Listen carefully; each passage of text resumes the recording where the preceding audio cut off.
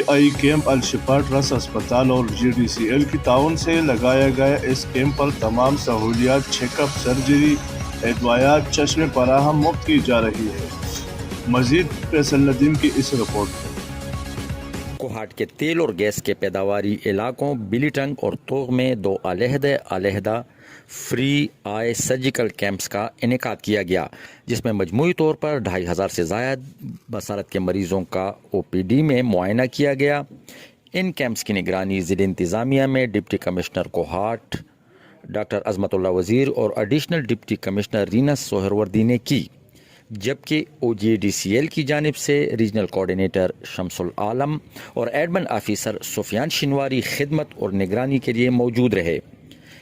Us free I campus میں اسلام آباد اور کوہاٹ سے الشفا آئی ٹرسٹ ہسپتال کے ماہر ڈاکٹروں نے مریضوں کا علاج معالجہ کیا۔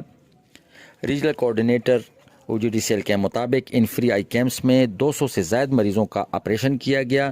ضرورت کے مطابق 1300 مریضوں کو عام اینک جبکہ 450 مریضوں کو خاص اینک دیے گئے، جبکہ 400 کے قریب مریضوں کے دوسرے امراض کے لیبارٹری ٹیسٹ کیے گئے اور آنے والے تمام مریضوں کو مفت ادویات فراہم کی گئیں۔